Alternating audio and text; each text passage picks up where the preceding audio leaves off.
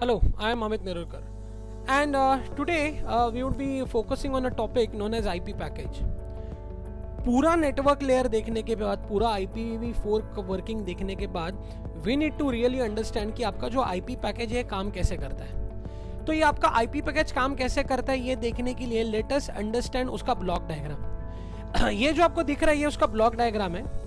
Now what you can see, this is the data which is coming from the upper layer, that is nothing but the transport layer. जो ये data आ रहा है from the upper layer protocol, ये data हम लोग भेजेंगे header adding module के पास. Header adding module का काम क्या रहेगा, इस डेटा के ऊपर हेडर लगाना. और अभी जो आपको मिलेगा, अभी उसको हम लोग डेटा नहीं कहेंगे, हम लोग उसको कहेंगे आईपी पैकेट. ये आईपी पैकेट भेजा जाएगा प्रोसेसिंग मॉड्यूल के पास. प्रोसेसिंग मॉड्यूल देखेगा कि क्योंकि processing module is receiving a data from upper layer as well as it is receiving data from the lower layer. तो इट विल गेट कंफ्यूज कि ये पैकेट जो है it is meant for what. तो मैं आगे जाके आपको क्लियर करता हूं कि how it avoids this confusion. पर ये अभी आईपी पैकेट फिलहाल प्रोसेसिंग मॉड्यूल देगा फॉरवर्डिंग मॉड्यूल के पास. फॉरवर्डिंग मॉड्यूल चेक करेगा with the help of this component known as routing table कि ये आईपी पैकेट को आगे कैसे फॉरवर्ड करना है. तो डेस्टिनेशन आईपी एड्रेस चेक किया जाएगा और डेस्टिनेशन आईपी एड्रेस के साथ एक पाथ सिलेक्ट किया जाएगा to reach to the destination. वो पाथ, वो इंटरफेस का डिटेल, कितने ऑप्स लगने, ये वाले पूरा डिटेल आपका फॉरवर्डिंग मॉड्यूल फ्रैगमेंटेशन मॉड्यूल को फॉरवर्ड करेगा.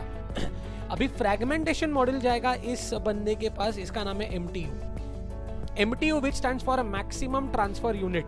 ये मैक्सिमम ट्रांसफर यूनिट का काम क्या है, ये चेक करना कि भाई जिस नेटवर्क में हम ये डेटा पैकेट फॉरवर्ड करने वाले हैं क्या वो पैकेट को ये नेटवर्क हैंडल कर पाएगा.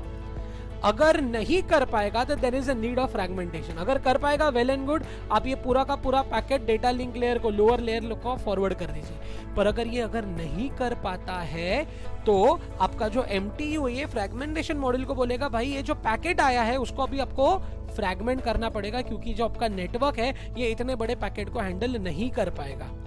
तो अभी आपको एक एस्पेक्ट देखना पड़ेगा कि what is the value of DF. अगर do not fragment flag is 1 तो आप इस पैकेट को फ्रैगमेंट नहीं कर सकते हैं. आप पैकेट को डिस्कार्ड करोगे और सेंडर को इन्फॉर्म करोगे कि मैंने इस पैकेट को डिस्कार्ड किया है क्योंकि आपने DF को 1 रखा है, पैकेट को फ्रैगमेंट करने की जरूरत पड़ती है. पर अगर हम लोग ने DF का वैल्यू रखा है 0 एंड पैकेट को फ्रैगमेंट करने की जरूरत पड़ी तो आपका पैकेट फ्रैगमेंट होगा. आपका पैकेट फ्रैगमेंट होने के बाद हर फ्रैगमेंट पे लगाया जाएगा आईपी का हेडर और फिर अभी उसको हम लोग आईपी पैकेट ही कहेंगे and it would be send to the next layer, that is the lower layer. But अभी जब आपका एट द रिसीविंग साइड पे when your processing module is accepting the packets coming from the lower layer, now how it will differentiate between the packet coming from upper layer and the packet coming from lower layer, वो exactly क्या करेगा. अभी आप ध्यान दीजिए, आपका ये जो डिवाइस है कैन बी द सेंडर और कैन बी द रिसीवर और can be the intermediate device like the router. तो अभी अगर सोर्स आईपी और इस मशीन का आईपी मैच होता है तो ये सेंडर मशीन है, तो ये आईपी पैकेट ऊपर से आ रहा है जो फॉरवर्डिंग मॉड्यूल के पास जाएगा. अगर डेस्टिनेशन आईपी एड्रेस और इस मशीन का आईपी एड्रेस मैच होता है मतलब ये रिसीविंग मशीन है, आपका पैकेट जाएगा इस रीअसेंबली टेबल के पास, रीअसेंबली मॉड्यूल के पास.